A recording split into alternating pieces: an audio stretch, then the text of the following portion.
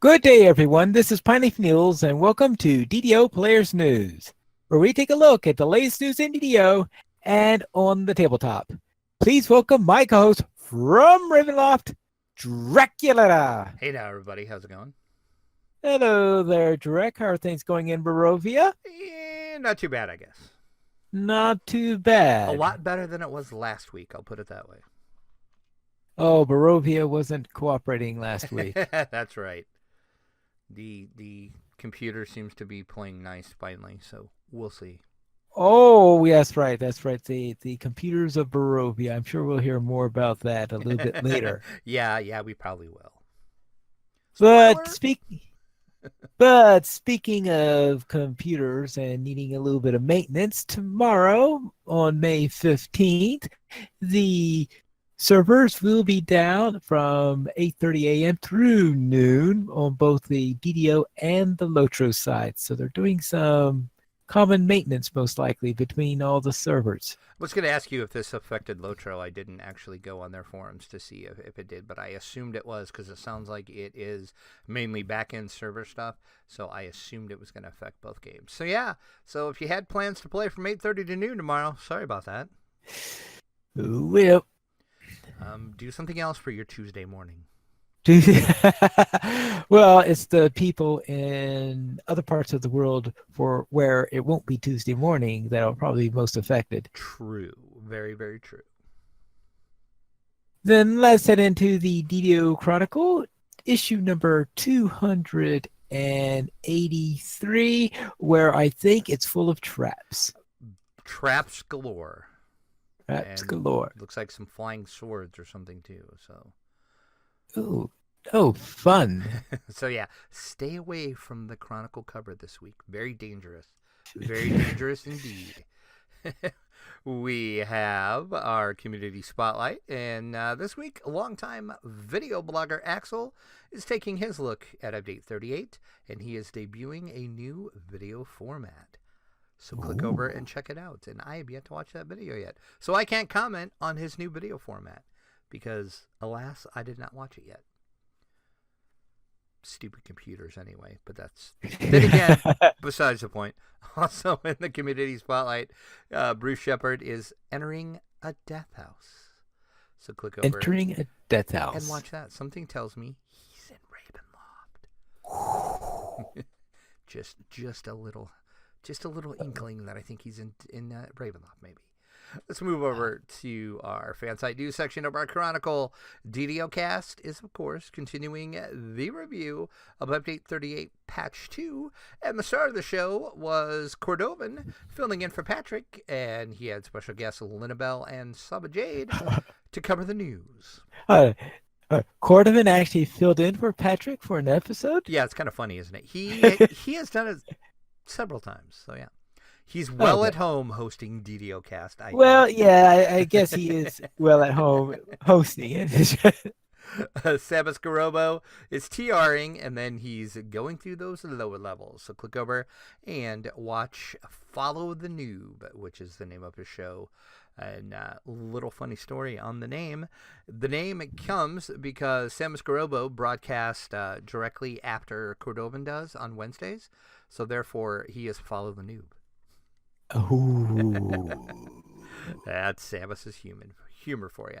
Sip is still in Ravenloft, and he's running a Raven at the Door. So click over to see what Sip thinks about that quest. A very bad guild hits level 100. Congratulations to those guys. Can't be that bad of a guild. That's right, exactly. If you're level 100, you're not a very bad guild at all. Just saying. And of course, Mickey is entering week 72 of her rating. Mickey is crazy. Band VP is running Memoirs of an Illusionary Larcener. Click over and watch that video. Why do I always mess his name up? Game Olio Dan, there we go, continues his look at DDO in his brand new YouTube series.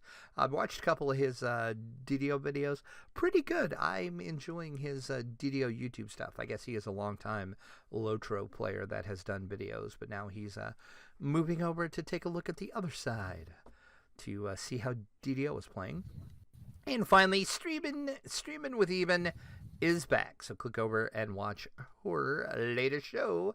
And of course, we can't forget about our Chronicle comment this week.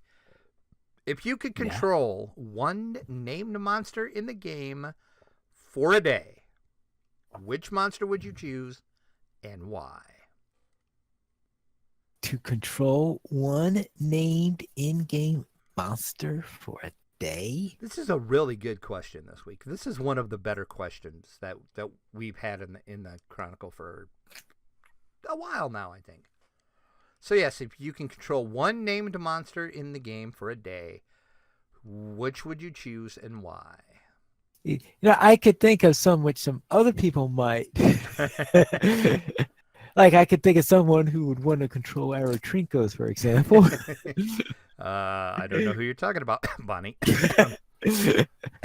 Sorry, I caught my throat there. Sorry. Yeah. Okay. Yes. Yeah, that's a good. And you might want to control Strahd, perhaps. Mm-hmm. Yeah, I was thinking Strahd. That would probably be my top choice, just because Strahd. But let me see. But named, I'm trying to think one which I would like to. Oh, come on! I had your answer for you right away. Oh, you did? See, that's the thing is I'm better at coming up with other people's answers than yours. So that's right. Then you might know mine. You would want to control, which I cannot remember what its name is, that dragon from Korthos. Oh! Oh, of course. See? And in fact, that's right, because in my current character that I am running, of course, when I was doing the series, I role-played it as the dragon as my character being the grandson of that dragon. Yeah, see? Of course. See, that's yeah, of course. The dragon. You are right. Of course. That's the Korthos dragon. See, there you go. Which I cannot from life of me remember what I can't think of what that. Well, that's because it has one of those long draconic names. Well, true, and I couldn't pronounce it even if I could remember what it was. But yeah, right. So, and then let's wrap up our Chronicle this week with our screenshot of the week, and that is Taote. Wow, people come up with easier names for me to pronounce. Tahote? Sure, Tahote. That sounds good. I apologize that I butcher your names every week. It's just a thing. You should be used to it by now. It happens. Is testing out a new room arm after creating in the House Kenneth, and that is the 366th DDO screenshot of the week.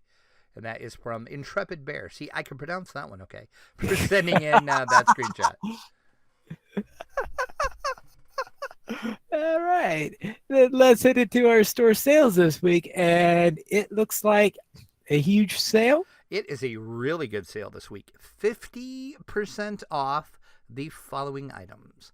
The huge augment bag, huge gem bag, huge ingredients bag, huge collectibles bag, Mirrors of Glamoring, Sovereign 1 Experience Elixir, Sovereign 2 Experience Elixir, Tome of Fate +3, and the Major Slayer Count Boost, all at 50% off in the DDO store. That is a heck of a good sale. Might be spending some DDO points. Maybe.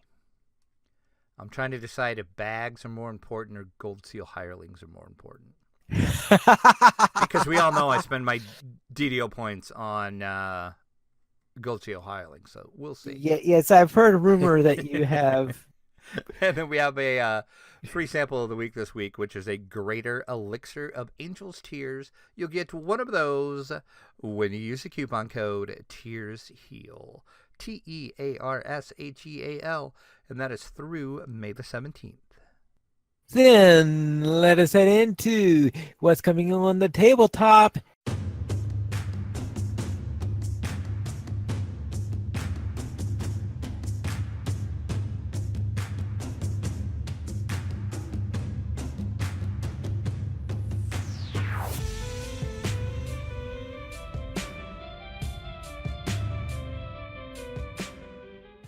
And apparently there have been rumors about Asmoday being for sale. There The ones who is. have been buying up everyone? Exactly. The 900-pound gorilla in the tabletop gaming industry is evidently for sale. This comes from a story over on Reuters. They are saying the French private equity firm who put a lot of capital into building Asmoday into what it is today is now looking to recoup a little bit of that money to the tune of about $1.7 billion.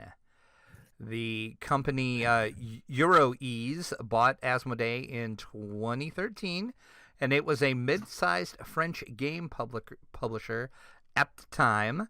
And since then, the company has buying up pretty much everyone, yeah, like Mayfair, Fantasy Flight Games, Days of Wonder, F2Z Entertainment, just to name a few. And they've been going on a shopping spree. Well, now they apparently want to go on a buying spree, or a selling spree, I guess I should say. The firm currently holds a 59.8 stake in Asmodee, and as I said, according to Reuters, the Asmodee Group, the French maker of board games such as Catan and others, are looking to sell, and they are looking for about $1.7 billion. According to people familiar with the matter, they are looking to sell some of those shares. So if you have a couple billion laying around and you want to buy Asmodee, now's your chance. How many people have a couple of billion just sitting around? I can think of two names right now. Oh, okay. I could just imagine Asmodee taking over, being, yes, now at Amazon. Yeah. Well, yeah, I should have put that because in the article I put Hasbro and Mattel. Those are the two, I think, game people that are in the game industry that I think could afford to do this. I didn't think about Amazon. Jeff Bezos could buy Amazon or buy Asmodee and not even blink and not even miss the money. Right. Oh my God, that is a scary proposition. Wow. I did not even think about that. I was thinking more of like Hasbro or Mattel, but yeah, Amazon. So Hasbro, we'll see. Asmodee. I'd be even more scared if Hasbro or Mattel bought them. Yeah, it would be interesting. But Asmodee is keeping pretty mum on this, actually. I've sent several emails to my media contacts there, and they all have came back with no comments. Yeah, pretty much. So we'll see. But this is interesting. It'll really shake things up if somebody actually moves in and buys them. It's just kind of funny, somebody buying them instead of them buying somebody else. But I guess we'll see. So like I said, if you got a couple billion laying around you don't have anything to do with, go buy Asmodee. Yeah, like there are too many people like that. Exactly. But hey, you never know. Then let's head to the Wizard's Quest special event. And apparently it is going to be some version of the Lord of the Rings, the card game. It is. You can design your own custom scenario during Gen Con, and that is during the Wizard's Quest. And the Wizard's Quest is an event that Fantasy Flight puts on at Gen Con every year. This year, it is, of course, in the Lord of the Rings card game. So if you're familiar with that, you can sign up for this event, and then you will get a deck of cards. You will have some time to design the scenario, and then you can play it out.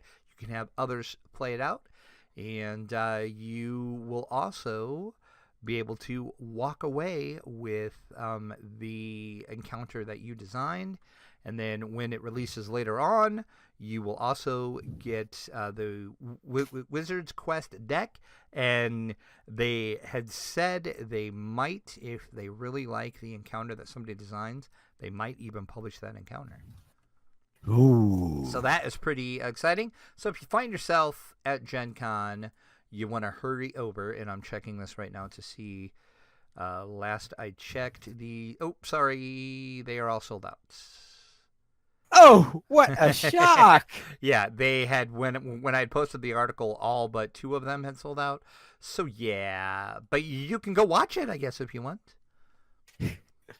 But it's sold out. But it's pretty cool. Typical. So adventure awaits in the depths of Mirkwood, they say. Forge your own path through this ancient forest and add your own chapter into the saga of Middle Earth. And then they do add, if you cannot attend Gen Con, you'll still be able to get your hand on the Wizard's Quest, along with the Fellowship 2018 scenario that is designed at Gen Con when it's going to be released at a later date. So, see, Pineleaf, you can pick this up later on if you want. Okay.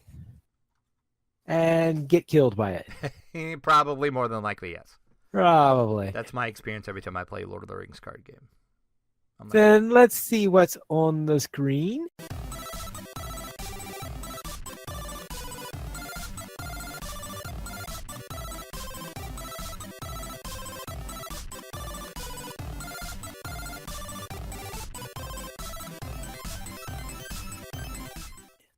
Where experience D&D's classic Ravenloft in an all-new Neverwinter PC module in June 26th.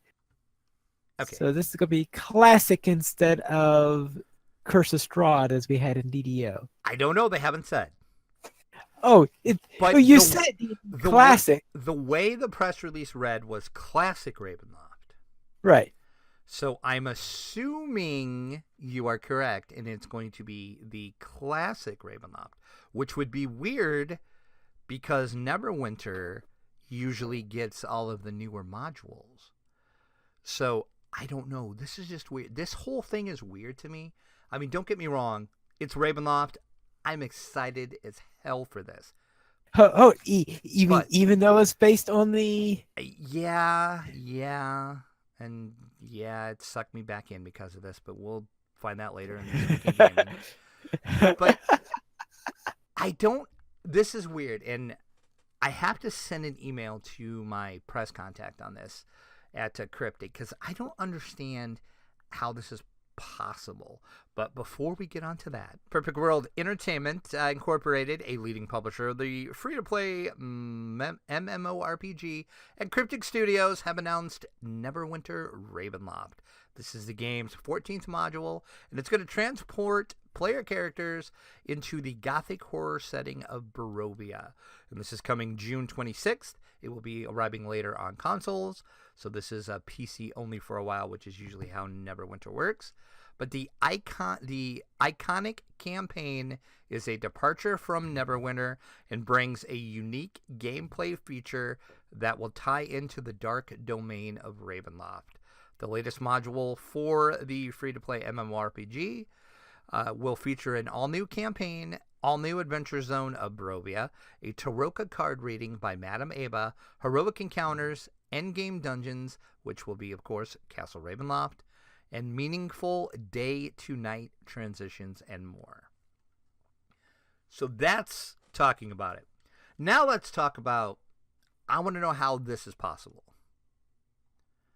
Right. Because if you remember, back before, it was maybe about the time Ravenloft released, and then we started talking about, okay, what is the next classic module going to come out for DDO, which we now know what it is, but at the time we didn't.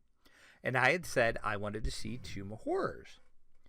And then Cordovan said, now I'm kind of paraphrasing him here. I can't remember exactly how he worded it, but it was Neverwinter has those rights. WotC usually doesn't share rights with its rights holders. So at that time, SSG couldn't do Tomb of Horrors because Tomb of Horrors is actually in Neverwinter. Well, now all of a sudden, Neverwinter's getting Ravenloft. Yeah, which is why I was thinking it would be the classic version, since we have the...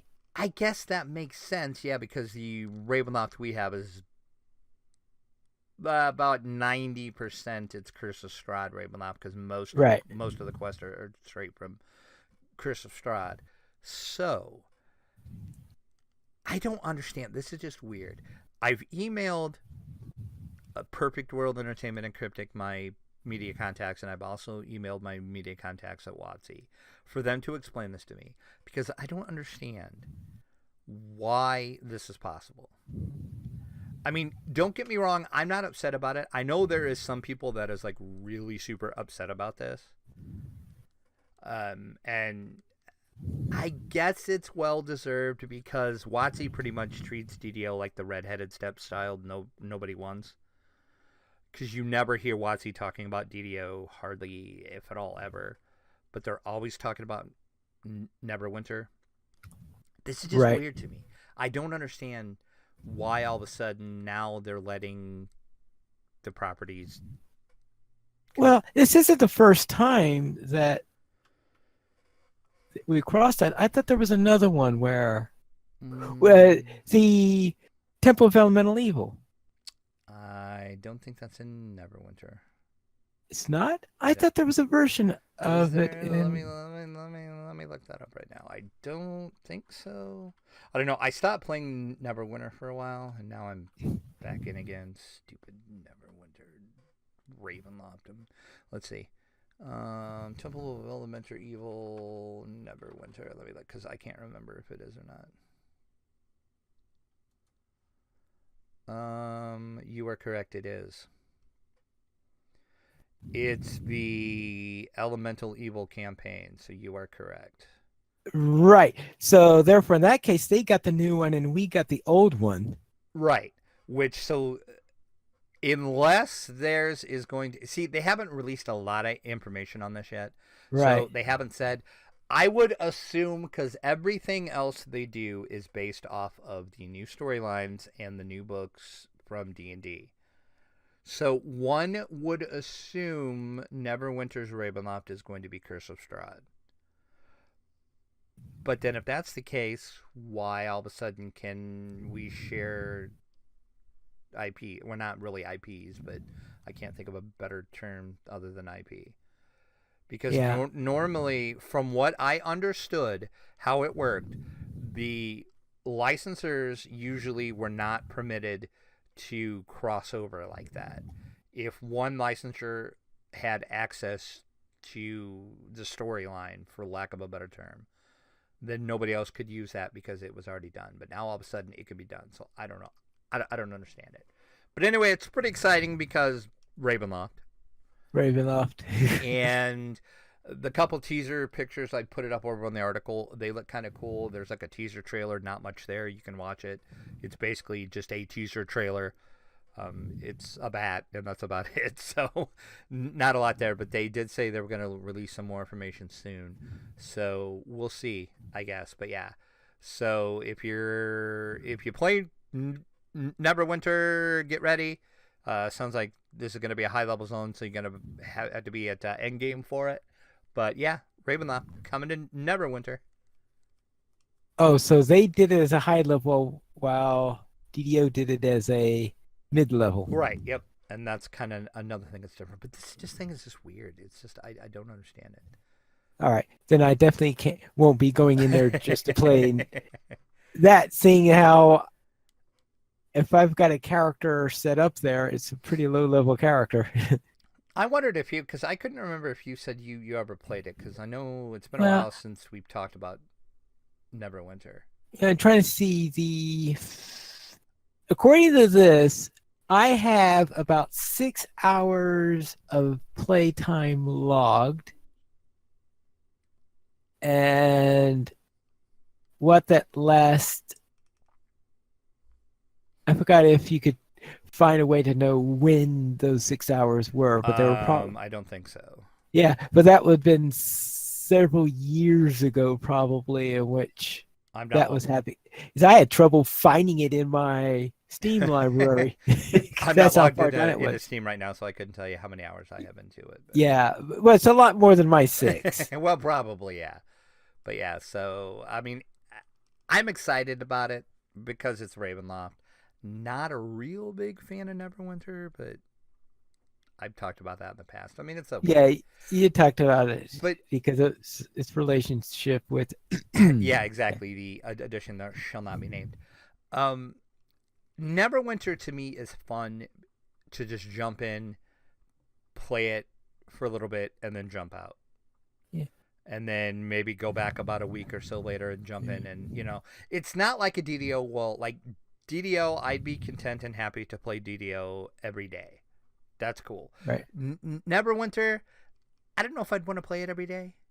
Every few days it'd be fine. Now, when Ravenloft comes out, yeah, I'll probably be playing Neverwinter a lot because I'm going to want to go through Ravenloft and see all that. But Right. then after that, I'll probably go back to, I'll jump in, I'll jump back out. And that's kind of the beauty of free-to-play, too, Which, well, Yeah. then don't get me started on their version of free-to-play either, but Oh, I'm trying not to make this an anti-Neverwinter segment. oh, okay. Yes. Their version of free-to-play is kind of weird, but that's cryptic in general because Star Trek Online is the same way from what I've read and heard from. I know a couple friends that play Star Trek Online, and they say they almost force you to go VIP because they make your life a living hell if you don't. That might be another reason why I've never really done anything there because okay. Yeah. Anyway, so yeah, if you play Neverwinter, or if you want to play Neverwinter, if you're a fan of Ravenloft, you might want to hurry up and get your level. It's going to be 80, I do believe, is the egg cap right now. So, I think that I will. That if I'm in the mood for Ravenloft, I might be doing it in DDO. Or there's that too. Then let's head off and look towards Rick and Morty, who apparently have been renewed for 70 more episodes. They have, finally. There has been speculation about why has Rick and Morty not been renewed. We need more Rick and Morty because Rick and Morty is awesome. Well, the cat is out of the bag now. They have officially been renewed for 70 more episodes. There is no start date for the new season, and so stay tuned for that. But it's just exciting because people were getting worried. What I think it boiled down to was what everything always boils down to, and that's money.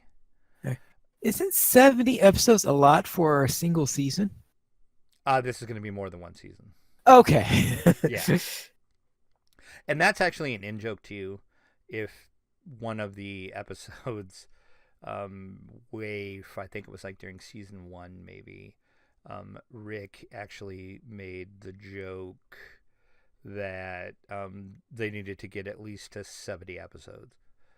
And so this whole renewal is kind of an in-joke, which is the whole show and the whole cartoon is like an in-joke, actually.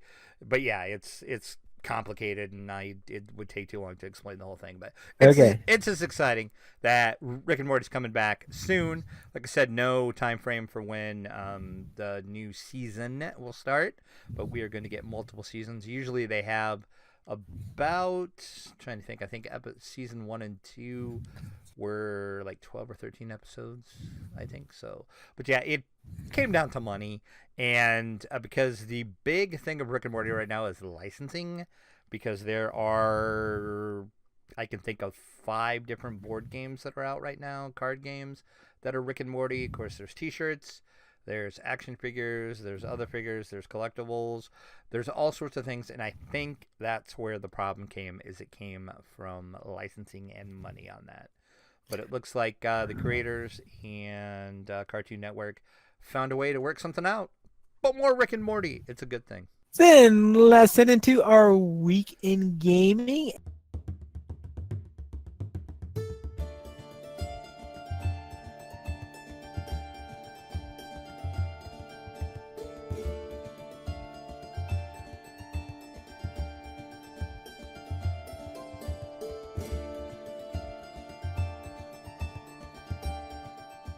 And Drek, have you been able to overcome certain difficulties on your computer that last week's episode title seems to imply? Yes, finally. I did have to reinstall it yet again. Yikes. I found out partially what the problem was. It was kind of twofold. There was a problem with the Microsoft patch that affected some computers. Apparently mine was one of those, and they did release a patch for that. But also, the main way I fixed it is I updated my BIOS, believe it or not. Your BIOS. Yeah. My BIOS had an update, and I updated that, and then everything seemed to work. So yeah, I was messing around with that forever. So we didn't play this week because it was basically late Tuesday night is when I figured out, well, let me try this BIOS update and see if that does anything, and then if not, I'm gonna do the dreaded phone call to Microsoft support to see if they can help me. But the BIOS seemed to fix it, and then they released a patch, and then a patch, and then everything is fine.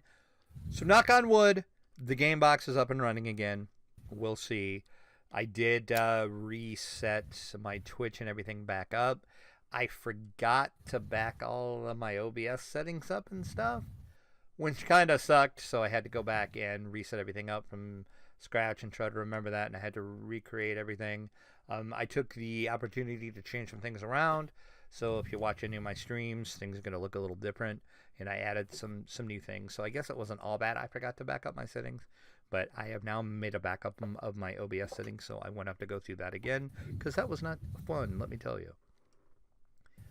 But I think I have the streaming set. So as I said, I didn't play with you on Wednesday. Because unfortunately everything wasn't back together. I was hoping to have everything ready in time. And I forgot that I had to reinstall DDO, and that took forever because I forgot how many patches it was going to have to do. So I'm like, yeah, I guess we're not playing tonight. But we're ready Wednesday, though. I'm all set. Good to go. So we'll see how everything works out, and we'll see if I actually got my streaming thing set the way it should be set, because I will stream Wednesdays. We always do.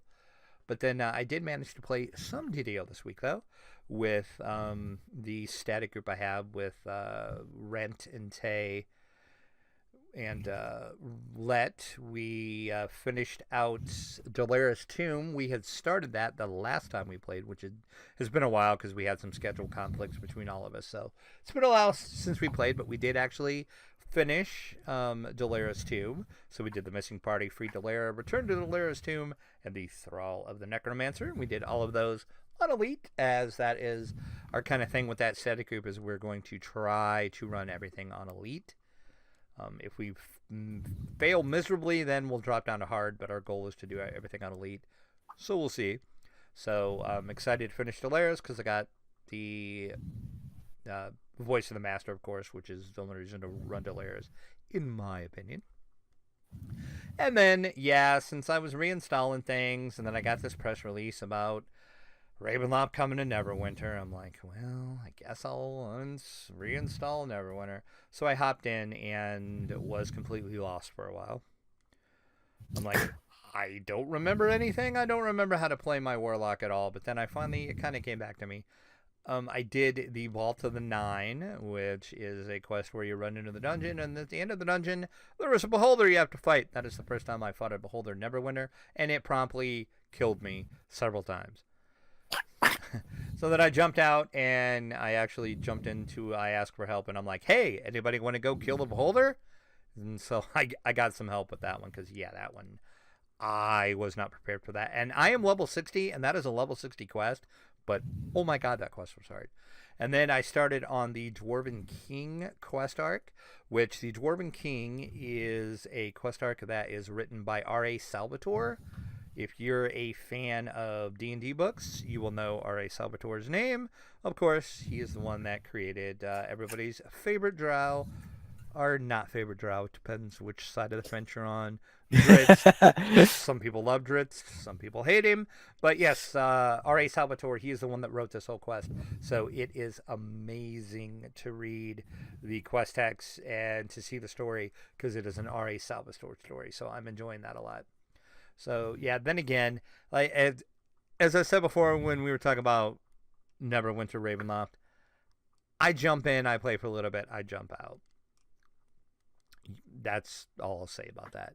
And that's really, unfortunately, all I had time to do, because it took me all that time to get the game box up and going. But I've got most of my other games installed and everything. So we'll see what happens this week. Hopefully there'll be more gaming involved. So how about you, Pineleaf? Well, let us begin with what I did in DDO. And I took my Artificer and to House Jarasco, where I decided to check on the mystery of Dalara's tomb and to look for the missing party in Dalara's tomb. I was hoping to get more involved in that, but I think soon after that, I sort of saw a couple of releases, which I'm going to have in my third section, but I sort of got distracted from DDO for the rest of the week after that. Now on tabletop, I played a couple of rounds of Aeon's End against the Horde Crone, and the Horde Crone will prove to be my nemesis again. So therefore, I'm still having trouble beating that particular boss. We'll see if I ever could get through there. And I watched a stream where they were discussing the upcoming One Deck Galaxy. And I had not heard about this particular thing coming out yet, but I have not either. I have not got a press release on that. yeah, so right, I didn't see a press release on this, so I didn't know that they were coming out with this. But yes, there is going to be a One Deck Galaxy. It's going to have some of the features from One Deck Dungeon, but there are also going to be some new features on it that are going to make it a unique game rather than just a simple reskinning of One Deck Dungeon. Yeah, that was going to be my question. So it's basically One Deck Dungeon in space? That's pretty much it in a nutshell, yes. Okay. But as I said, there are some things in there that are going to be different that and these mechanisms seem to fit the theme better than some of the mechanisms that they're replacing in there, because going around just fighting spaceships and killing monsters, they felt, all right, if you wanted to do that, you'd be playing One Deck Dungeon. So therefore, they want to make sure that there were some new mechanisms involved in there, and that your goal in there feels different, very different from what you're getting in One Deck Dungeon. Right. Okay. But all right, that makes sense. But the more core mechanisms, though, will look very, very familiar. So I'm all excited about that, and there will, of course, be the usual thing about it. Eventually, they'll have a Kickstarter for that, and then we'll see what's coming up on ahead. And they're hoping to maybe in a couple of weeks to have a playable print and play for it, so that we could get an idea of how it works and all that stuff, because that's how One Deck games tend to operate. Then I played 3 games of Naira, one with the Tower expansion, one with the Happy Dreams and Premonitions expansions, and one with the Crossroads and Dead Ends expansions. I lost all 3 of these games, and I was getting plagued with what I will call stranded cards, I guess it's the best way to put it. I don't normally wind up with stranded cards when I play Oniram, but this time, all 3 of those games, stranded cards. And by stranded card means I play 2 cards of a particular color, and it turns out after this point that it's impossible for me to finish out the third. And eventually, I just have to give up and start a new color. And of course, the turn after that, I pop up the card that I needed about 2 turns ago. So the 2 cards I had played there, of course, before are now wasted, because you need 3 in a row in order for it to count. So I had that going on for all 3 of those games. So lost all 3 of them. I really don't like Happy Dreams and Permanent. I'm not too fond of Towers either. Now, I like Crossroads and Dead Ends, though, of course, if I want to play that one, I usually play it on the app. This time I was playing these with the actual deck of cards. Oh, okay. But Crossroads and Dead Ends is on the app, so therefore, when I'm in the mood for that one, I probably just pull down the app usually and play it, because I really like that one. And then Friday, I once again tried to see if I could get through level 3 of it and win. And once again, I got killed. I got killed during the last round just before the pirates arrived. So I had to see if I could just get myself enough life so that I not on the last toenail of my life when I'm going into that end phase, because that's what tends to kill me. Then in Castle Ravenloft, I was playing Adventure 5, The Final Transformation. And I don't think I've actually ever really played this adventure before. And when I read the description of it, I was thinking, all right, I'm going to be spending this entire adventure with the person I'm escorting turned into a vampire, right? And I was surprised that I actually managed to go through the entire adventure and it never turned into the vampire. I somehow managed to always arrange for us never to be in the same square as a monster at the beginning of the villain phase, and so therefore I never had to worry about turning into a monster. Things were getting dodgy way at the end when you have to go 5 turns inside the final location with, of course, encounters popping up all over the place and monsters popping up all over the place and all that fun stuff that you get at the end there. But I managed to survive through that and scrape through and transformed our friend back to normal. I don't know, how does that one usually go for you? Which one? The final transformation. I'm trying to think if I've ever actually done that or not. I'm sure I have. I can't remember. To tell you the truth, I don't know if I've ever actually played that or not. That's going to be my goal this week, is to play that. Yeah.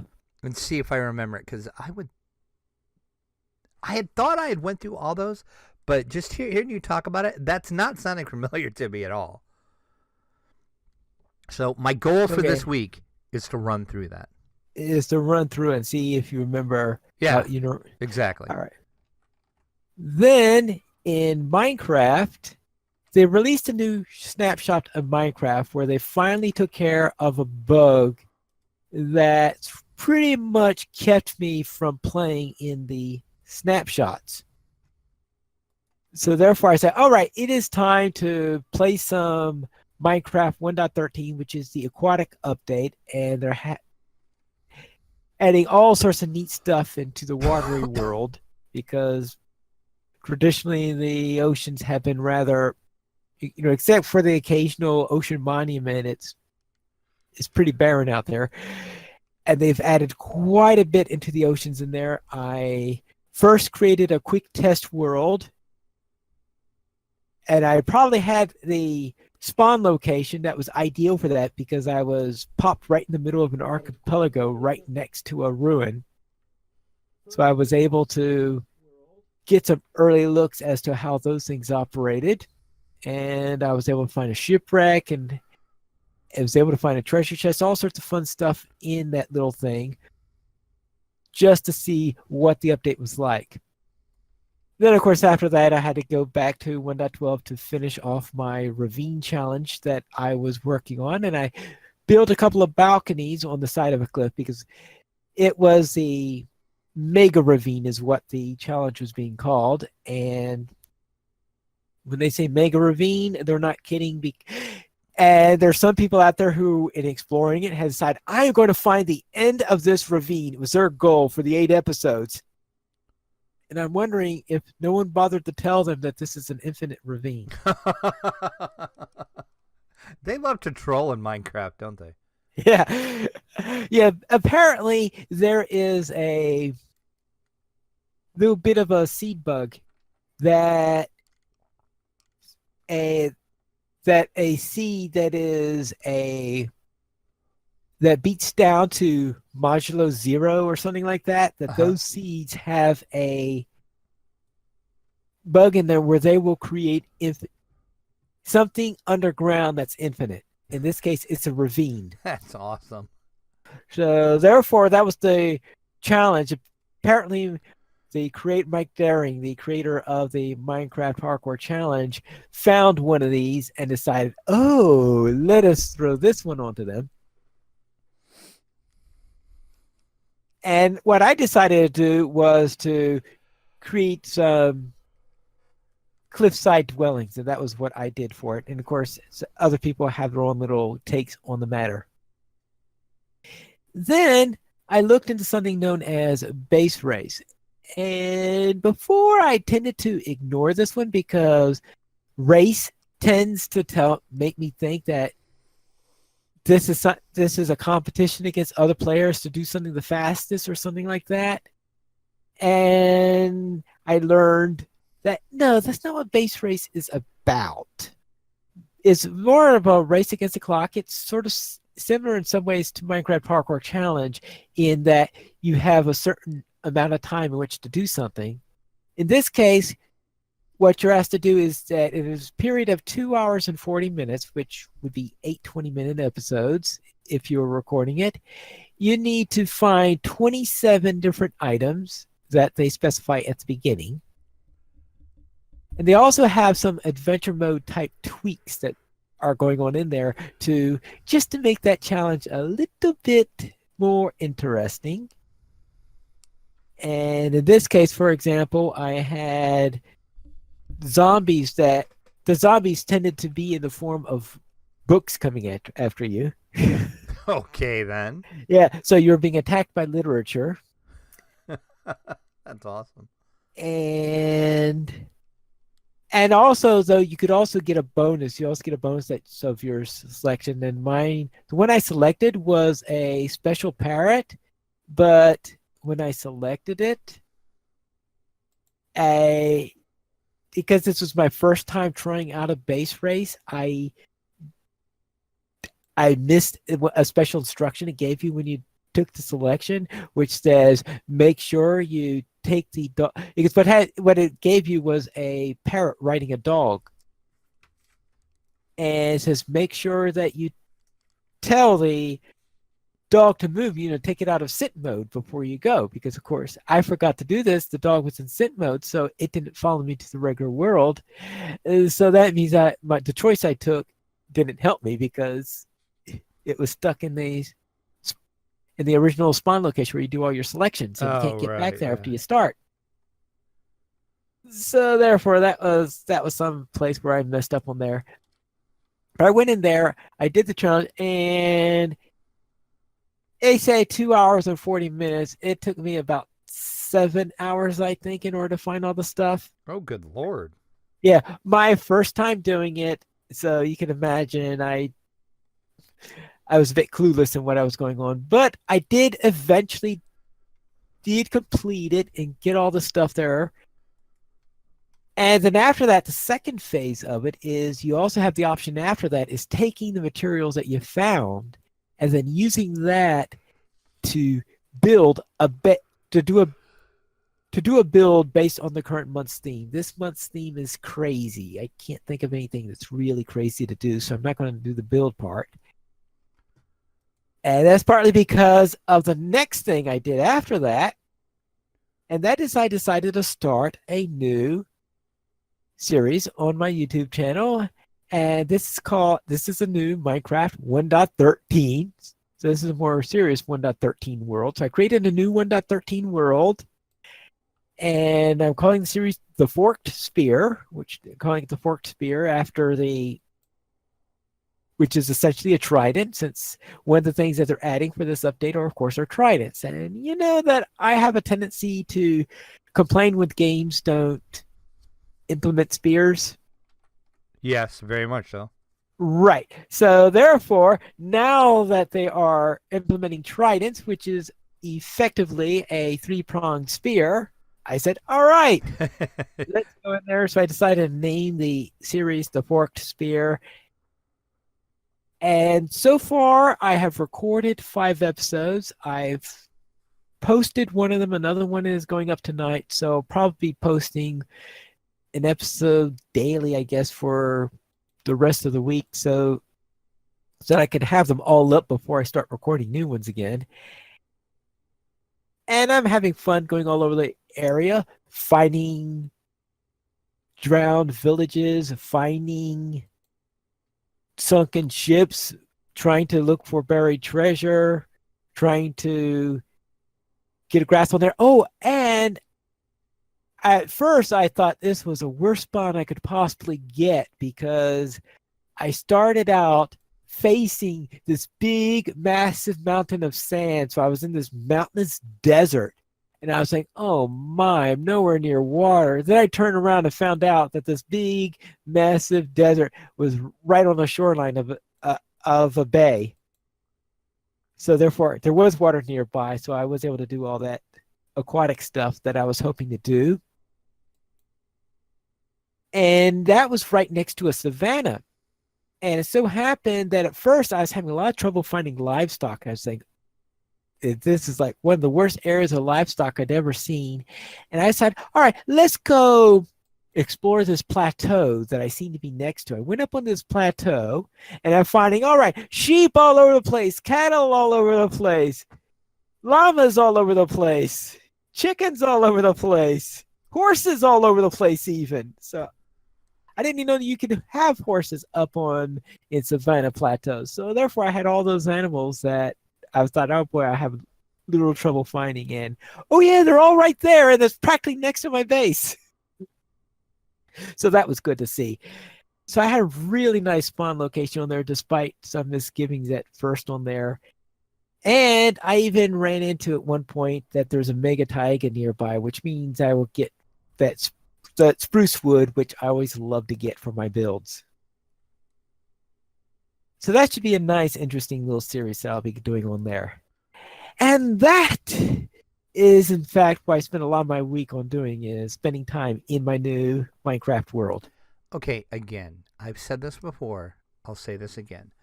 When do you find the time to do all this? Well, I will have to tell you that there was this little detail that I was a little bit on the ill side on Tuesday and Wednesday. Oh, okay. So the That base probably race stuff, the base race stuff that took forever to do, I was doing while sick, which is probably one of the reasons why it took 7 hours. Well, there's that too. But see, as many people may or may not know that listen to this show, I'm sure some of our audience does. Pineleaf plays Lotro a lot. Like when I say a lot, I mean a lot. So he never talks about that on this show. He talks about that on Lotro Players News because that's a Lotro show, which is our sister show also on our same network, the Players Alliance. But so you got to take into consideration he's playing Lotro and doing all the stuff he talks about on this show too. It amazes me how much gaming time he spends. I bow to you, sir. Well, as for Lotro, the Lotro did take quite a hit this week. Oh, okay, all right. So yeah. it was a heavy Minecraft week this week. Gotcha. It was a heavy Minecraft. That is probably right, because DDO and Lotro took a hit as I was doing a few tabletop games plus playing lots of Minecraft. Because I told you I did the bulk of the Ravine Challenge there. I did this base race here 3 times longer than I should have. I started this new series and I was tested out the new snapshot and all those. Yeah. It was very heavy Minecraft week. We currently have 17 supporters on Patreon, and if you would like to help support DDO players, simply go to the donations page where you can support the Players Alliance on Patreon. There you'll find rewards, including a mention on the podcast of your choice, or you could even be a guest with us for an episode of DDO Players News. And if you have any suggestions on new Patreon awards, then please send an email to Dracula at the address drac@ddoplayers.com. And you have anything to say on that, Drac? Not really. Just I have gotten a few suggestions so far, but just keep them coming. As I said before, I do want to retool our whole Patreon. I haven't really took the time to look at it that much. Well, actually, let's go some insider baseball here. For people that may or may not know, I now am the lead director of the Players Alliance. So therefore, I am lead director of Lotro Players News as well as the site. I have always been DDO Players lead director, but now I pretty much run both sides. So I haven't really taken the time to sit down and look at the Patreon rewards, and they were not the best rewards. So I'm thinking there's other rewards we can do to maybe stimulate our Patreon a little bit, because the Patreon funds that we get from all of our great backers that we have, and anybody that's thinking about maybe pledging in the future to us, that keeps the network going. We use that money to pay for our web hosting cost. That's the bulk of it, our website cost. That's mainly where the money goes. And then Mixler, every year we have to pay to renew our subscription to Mixler, and that way we can broadcast longer. Because if you remember how it used to be way back in the day when we first started, we could broadcast for an hour, and then if we were going to go over an hour, we had to stop and then start the show again, and that got kind of annoying. So we decided, hey, let's go ahead and pay for Mixler. Well, now we can broadcast for 3 hours at a time, which is cool. So we don't have to start and stop. And then, we have podcast hosting, web hosting, some other various hosts and stuff we have to pay for. So that's where our Patreon money comes from. We love all of our patrons, but I just think there's something we can do better with our Patreon rewards. So I'm just looking to retool the whole thing, start from scratch. Hopefully we'll be able to start doing some more giveaways for our patrons, because I really want to thank the patrons that we have, because the 17 that we currently have right now are the ones that are keeping this network going, and it means a lot to me and everybody else on this network, and I just think we need some better rewards for you guys. We did not receive any emails this week. Well, I guess Drac might have received a few. I received a few Patreon emails. Right. But we didn't receive any from the main one. But if you'd like to email us, you can send it to podcast@ddoplayers.com. And you can also follow us on Twitter, the Players Alliance @PlayersAlly, DDO Players @DDO Players, Draculetta @Draculetta_72, and Pineleaf @Pineleaf Needles. And on Twitch, you can follow Draculetta @Draculetta_72. The Players Alliance has 4 shows every Monday at 8:30 p.m. U.S. Eastern Time. We have DDO Players News. Every Saturday at 8:30 p.m. U.S. Eastern Time, we have Locha Players News. Every other Thursday at 9:30 p.m. U.S. Eastern Time, we have XP Quest. And on the first Tuesday of each month at 9:30 p.m. U.S. Eastern Time, we have Chromatic Bits. You can join us for our shows at ddoplayers.com/live. And that's all for tonight. And this is Pineleaf Needles reminding you to quest responsibly.